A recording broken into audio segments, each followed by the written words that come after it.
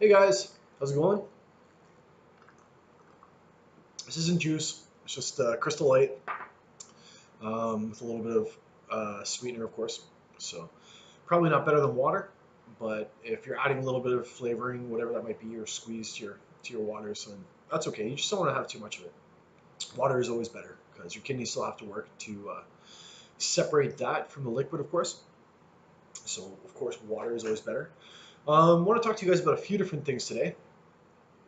Uh, One of which is I did my workout. I did triceps and abs today. I'm feeling good. I'm starting to lean out, starting to get some veins coming in, which is nice. My It's kind of weird because mirror just plays tricks on you, right? And it really depends on how much sodium you have and how you're eating and how much water you had that day. You know, some days you wake up and you're feeling great, and then other days you wake up and maybe you ate something like really salty or you didn't drink enough water or whatever it might be. You know, your body's retaining water, and for that reason, you're like, oh man, you get discouraged. Um, but you know, if you kind of go through the gamut long enough, you understand your body's response to proper nutrition. You know, you're gonna eventually realize that um, you gotta take an account of your fitness over the course of a few different days, depending on what you're eating, depending on how hard you're working out, depending on how hard you're sweating. But today I went down, I sweat, and I nearly died. It was a good workout. I also have a couple of confessions to make. Number one, I skipped leg day, which is one of the worst things that you can do. I find that a lot of guys kind of getting into the gym are like, I don't need to work my legs. The truth of the matter is, you do need to work your legs. My calves need a little bit more attention, but believe it or not, I do have big legs, even though they're always hidden underneath shorts. Um, and those big legs are important because I'm not huge, but I'm a bigger guy.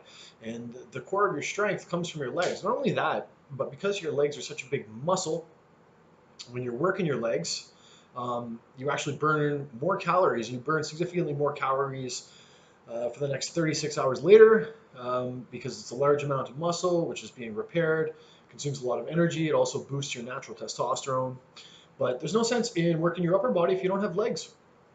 You gotta have legs. That's your power source. That's where the brunt of energy for all your movements, whether it's martial arts or whatever it might be, that's where it all comes from. It comes from your legs. You gotta work those legs. And this is kind of me, I guess, giving myself shit because I skipped leg day. But I added in a bunch of banded squats today to that workout. I was there for quite a while. Banded squats and a bunch of lunges, barbell lunges, and a bunch of other leg work just to make up for it. So don't skip leg day. Don't be like your coach. Make sure you work your legs. And I find that the more that I work like my legs, the more I enjoy it. I used to hate it, but number one mistake that I see with a lot of people, and you've seen them before. The guys are in the gym, and they're like, oh, and then you look down and they have no legs, right?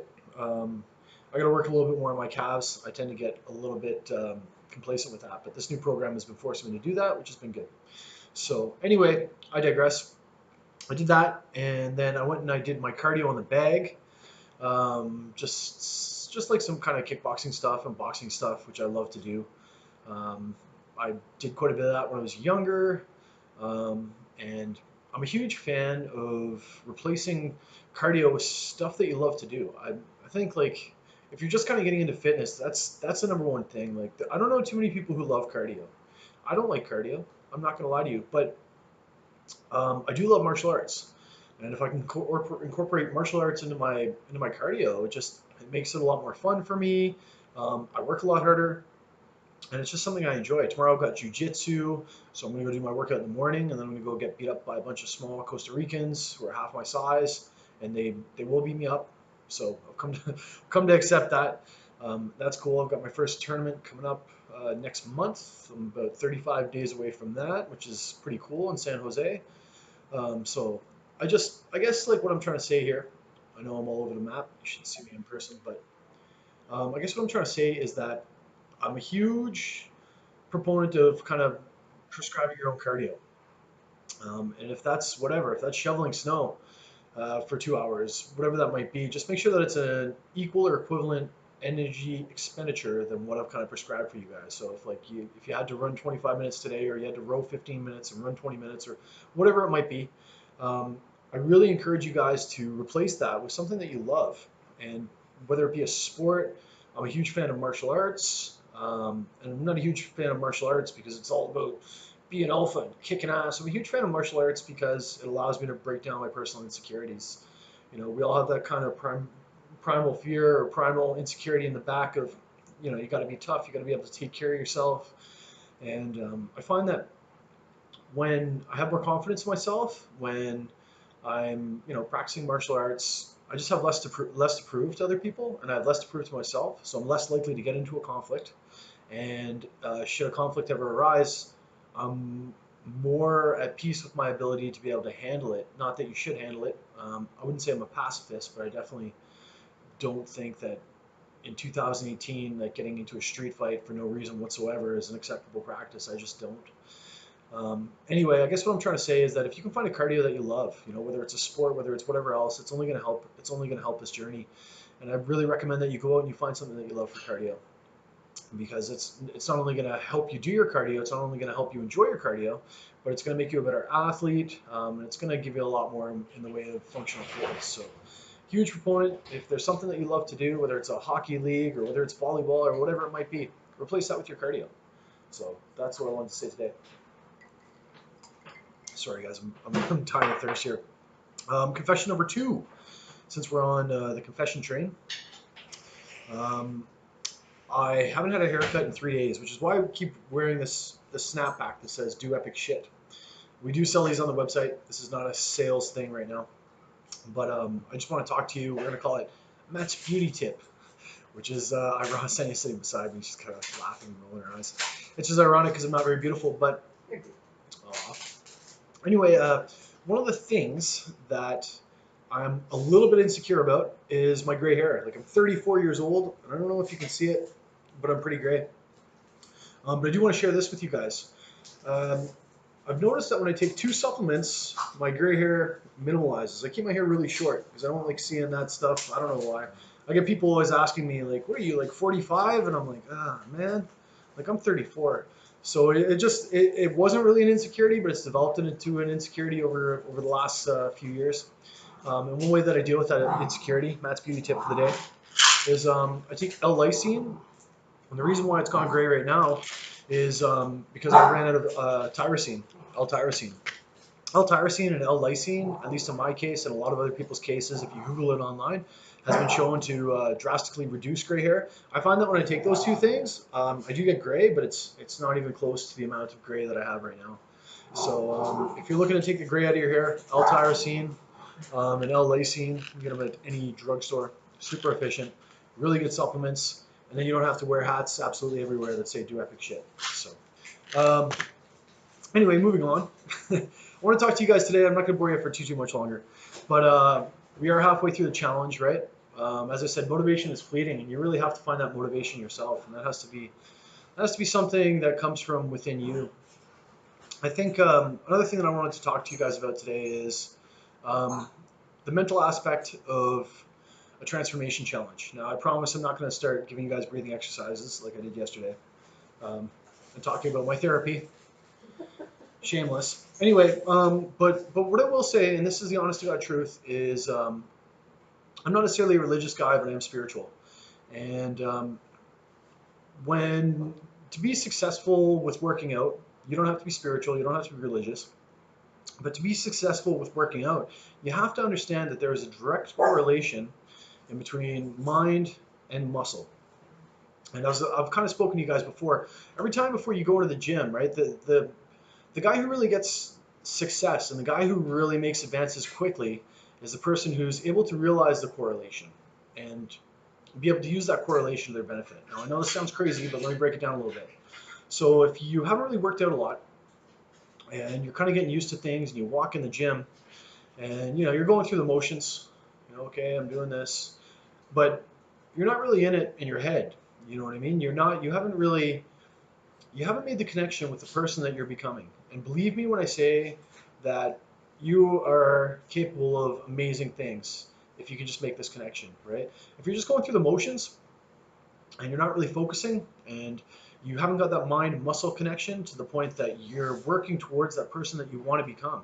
You're building the physique that you want to have, whether that's for longevity, whether it's for aesthetics, whether it's just because you want to be healthier, whether it's, you want to be better at a sport. You really have to set that intention. You have to see yourself becoming that guy, and it's a big part of it.